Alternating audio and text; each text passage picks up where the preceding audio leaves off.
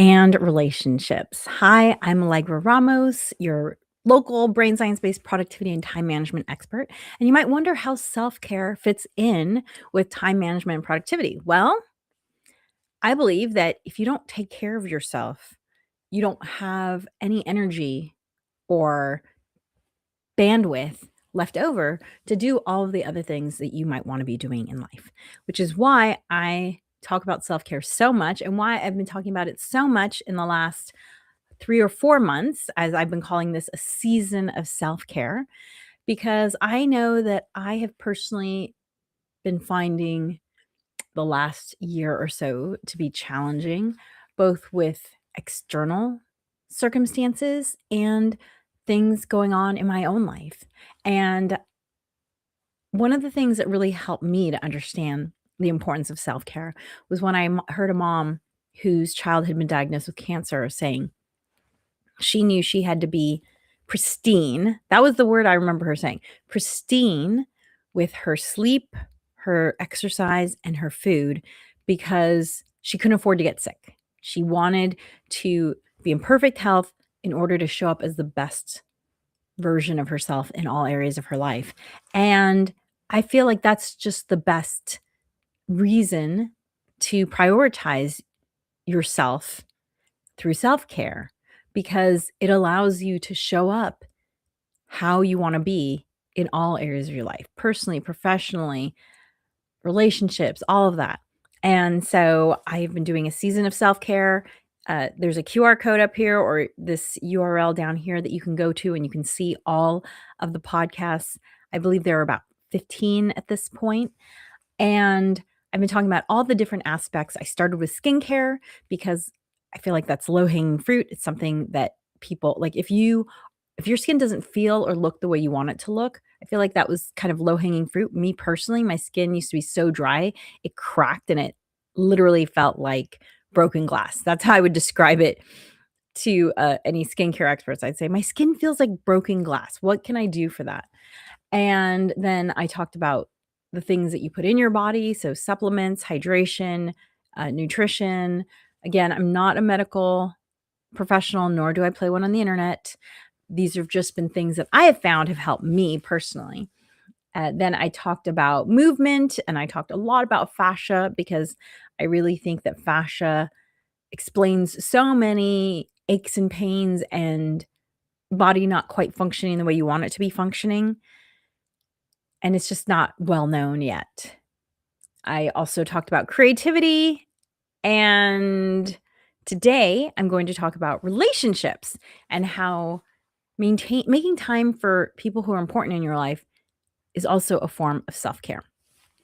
And next week, I'm going to talk about next week is in a lot of ways the end of the season of self-care. However, next week I'm going to talk about how to start anything. So maybe you've been listening to Season of Self-Care all this time and you've been thinking, this is great, but I don't know how to start. Well, then join me for next week because that's what I'm going to talk about. Because I don't expect you to implement all of these things at once. That is pretty much a surefire way to set yourself up for failure. That's just not how our brains are designed. Our brains are not designed to try and do 15 new things all at the same time. That's why New Year's resolutions don't work out. What you need to do instead is find one of them, pick one, and introduce it in your life in a little way. And so we will talk about that next week, how to start anything. So pick the one, hopefully between now and next week, you can listen to the season of self-care, decide which one you want to pick, and then use what I talk about next week, the training I'm going to give you about how to start anything.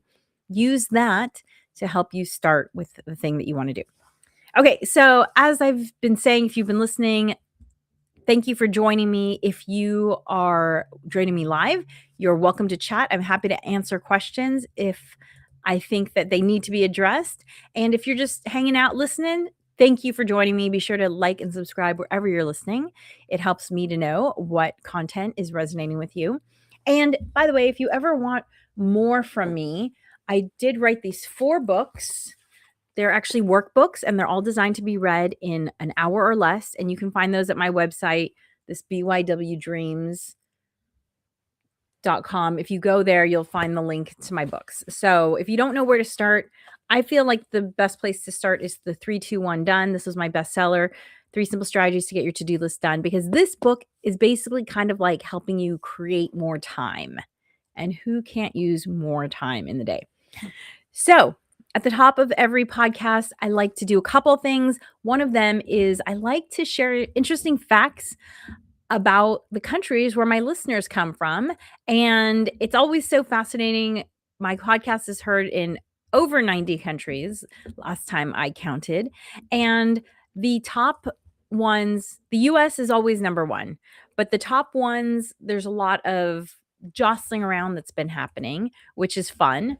And so I like talking about the different countries that have been up there. And Italy popped up into the top 10 for the first time this month. And so I thought I would share some interesting facts about Italy. You might not know, Italy actually has the oldest university in the world. It actually predates Oxford by just about a decade. The University of Bologna, founded in 1088. And actually, this is the university that actually coined the word university. Interesting thing, Mussolini changed the name of Mickey Mouse because he didn't want foreign words to pollute the Italian language. So Mickey became Topolino, Donald Duck was Paperino, and even the 5 letters of the alphabet that were not used in Italian, J, K, W, X, and Y, were banned. Wow. Okay. Another interesting fact is that Italians have a word for a evening stroll because it's kind of a national pastime. And I know this is something I've experienced when I've been to Italy, is especially the small towns, is you'll see right around like 6 o'clock, people just out for a stroll, but in mass, right? So it's noticeable. And it's called a passeggiata. So that's a nice practice that I feel like we should all be doing passeggiatas. Just a good idea. Tomatoes, which I think a lot of us really think of Italy and tomatoes going together, but tomatoes were actually introduced to Italy from Peru. I didn't know tomatoes were native to Peru. That is so fascinating. So in the 16th century, so I guess around the time that a lot of those explorers were heading out to the Americas, North America and South America. So thank you so much for joining me, Italians. Oh, yes. Sorry. I have to share one last fact because this is actually a fact that one of my closest friends, he's from Rome, and he always makes fun of me because I don't drink a lot of coffee. So when I drink coffee, it's usually because I'm out at a restaurant and I want it to be an enjoyable experience. Like when I do drink coffee at home, it's always just black. And so I always want to order a cappuccino when I'm having coffee. And my Roman friend is very, very strict. Cappuccinos should only be drunk in the morning and never after dinner.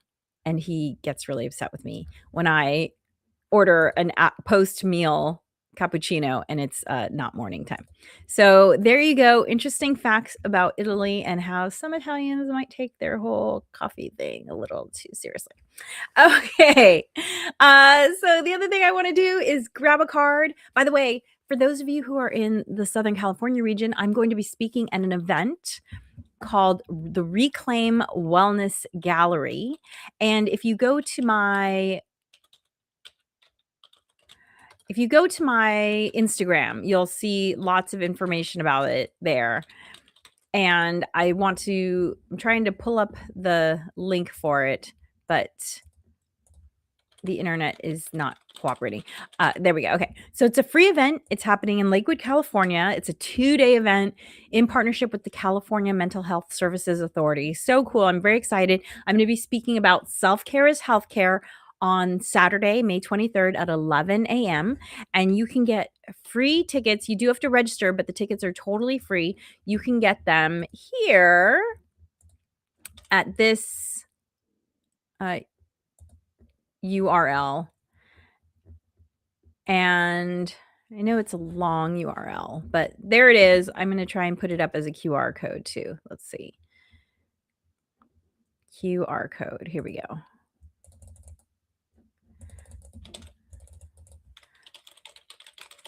So if you click on this QR code here, reclaim event, you can get free tickets. And as I said, I'm speaking Saturday, May 23rd at 11 a.m. Very excited to be a part of that.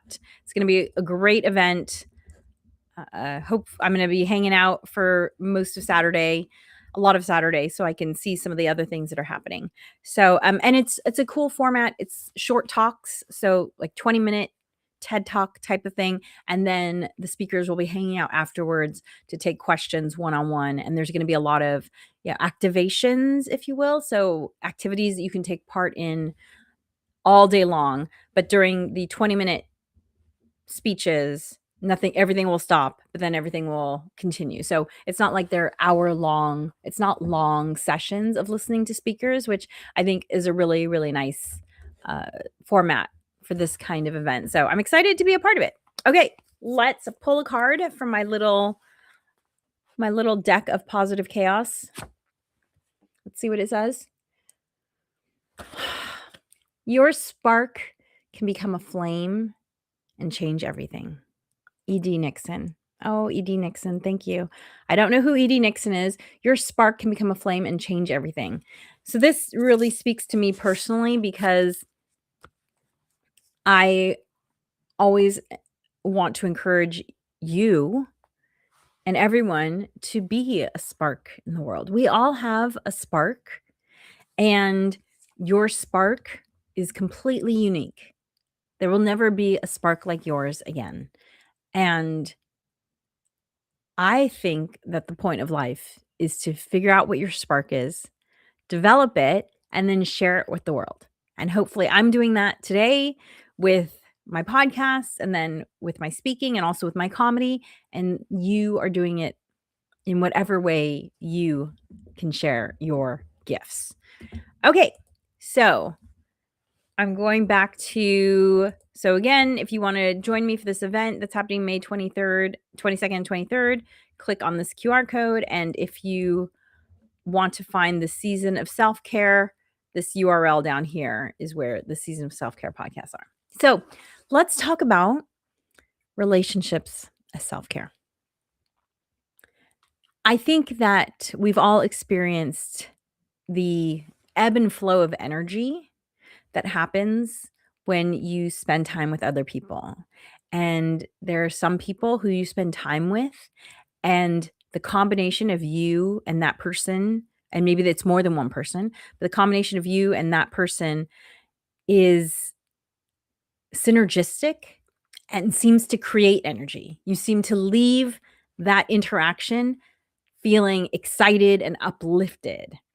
And then there are people that you spend time with who you don't even have to be doing anything physically active, but you leave that interaction tired and drained.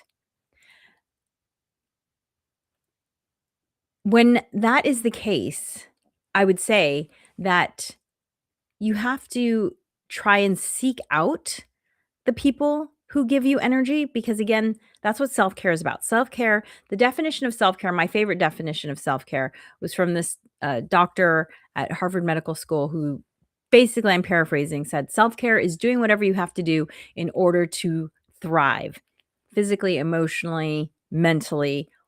And a lot of us have relationships where we might be drained by them, but we don't feel like we can not see that person.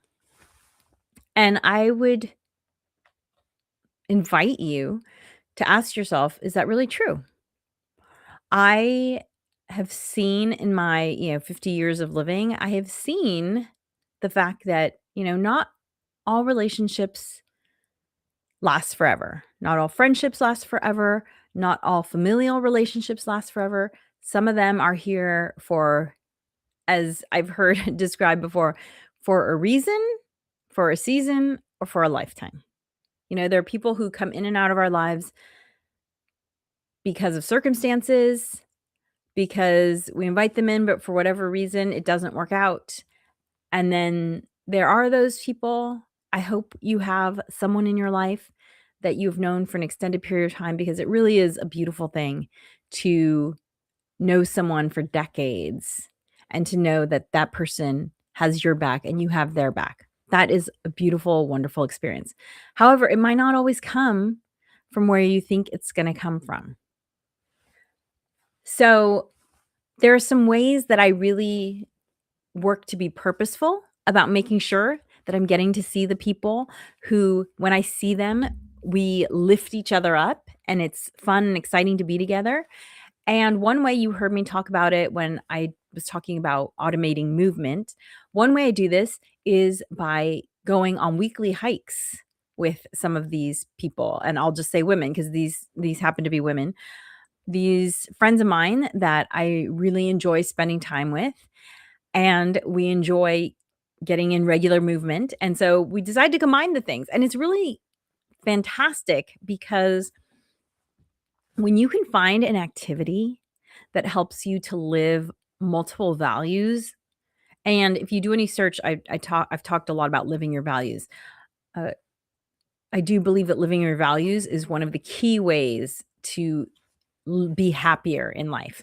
And that's what I found for myself, at least. When I do something that hits multiple values, it's even more fun for me. So, hiking with friends, it speaks to my value of spending time in nature, spending time with people that I care about, and staying physically active. So 3 values at once, and it's one of my favorite things to do, and I think that's exactly why, because it fulfills me in different ways. So, if you have friends that you know that you'd like to see more often, maybe adding an extra layer of activity around it will help to make it something that happens more regularly. Like, for instance, one of my friends that I hike with, she really enjoys doing ceramics, and so she has a friend that they do ceramics together, and so it encourages them. It's kind of like having an accountability buddy, like a workout buddy. It's like, "Oh, okay, are you gonna do ceramics? I'm gonna do ceramics. Let's do ceramics together." So it's great. It forces her to do something that she wants to do anyway, and she gets to spend time with this person. So, if there are things that you want to do, try to find someone that you care about to do them with you.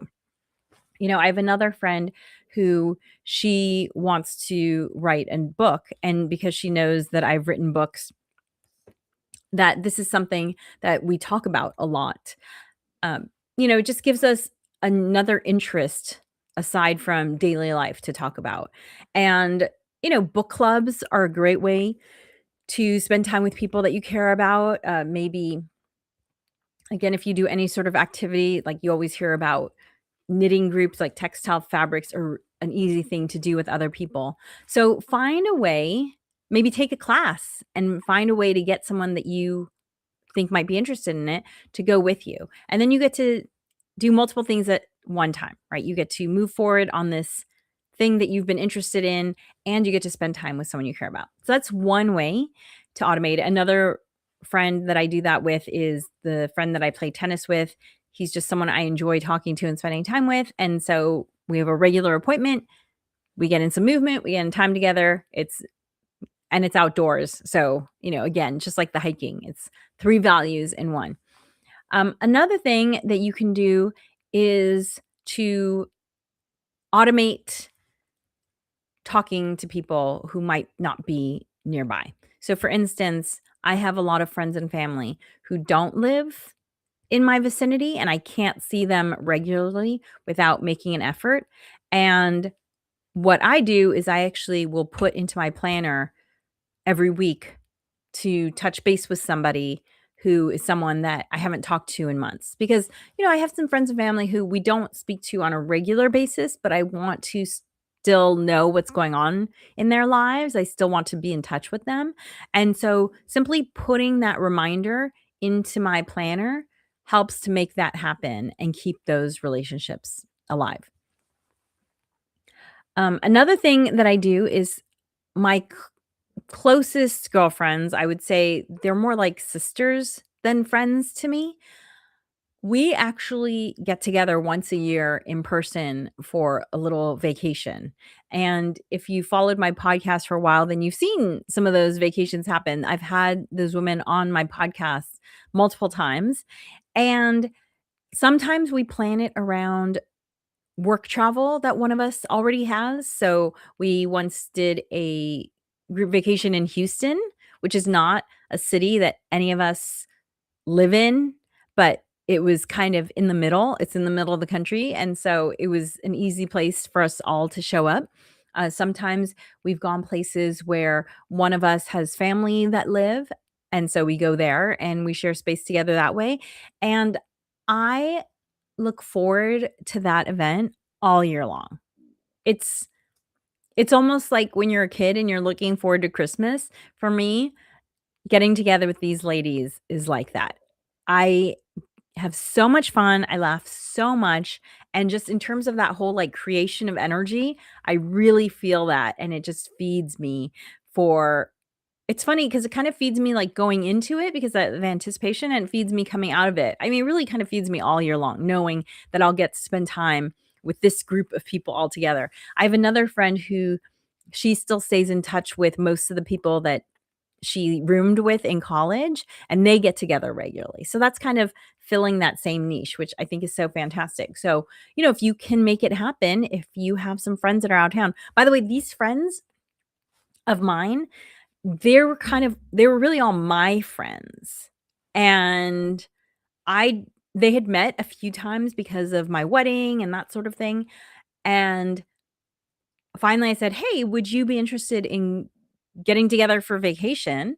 And they enjoyed each other so much, which makes sense because if they're my good friends, they probably get along. And so I selfishly said, "Hey, would you all wanna go on vacation together? I'd love to just spend time with each of you in a more share space with you." And they all said yes, and now it's become an ongoing thing. So, don't be afraid to bring something up like that. If you have these kind of disparate friend groups and you wanna bring them together, they might enjoy being brought together. My friends have very much enjoyed being brought together. So, that's been really cool. I need to take a sip of my hibiscus matcha, which I talk about in my podcast on hydration. So yeah, so plan a trip like that if you can. And then a final way that I automate spending time with people I care about is, and this kind of goes with the exercise one, but it's slightly different, is board games. So I grew up playing Rummy Cube or Rummy Cub. It doesn't have an E at the end, so I'm never sure how to pronounce it. But it's basically a rummy game, but it's tiles. So it's kind of like Rummy meets dominoes meets mahjong. So I grew up playing that with my grandparents, and it's always been my favorite game. And then when I was older in life, I also started playing mahjong with my grandmother. And when my grandmother was no longer able to play mahjong, I just felt really sentimental about it. And so I asked a group of friends of mine if any of them wanted to learn to play mahjong, and some people said yes. And so we got together and started playing mahjong together, and after a little while, I said, "My favorite game is Rummy Cube," and so I introduced them to Rummy Cube, and the funny thing is Rummy Cube is a lot like mahjong in certain ways because it's tiles, um, and also to the it's kind of the same with the runs and the of a kind. Anyway, so I introduced that to them and they all love it as much as I do. And so I have these group of friends that I get together to play board games with regularly. So, board games or puzzles or building models or painting or drawing, if any of those are things that are interesting to you, you can do them with other people as well and share space with them, and then it kind of amplifies the entire experience because, again, it's multiple values. It's spending time with people you care about, it's doing an activity you like, maybe you do it outside or you do it in nature or whatever the case may be. Doing that feeds you in multiple ways. And that is what self-care is all about. It's all about doing the things that fill you up, that give you energy, that, there's that saying, you can't pour from an empty cup. No, really, you should be pouring from an overflowing cup. And when I make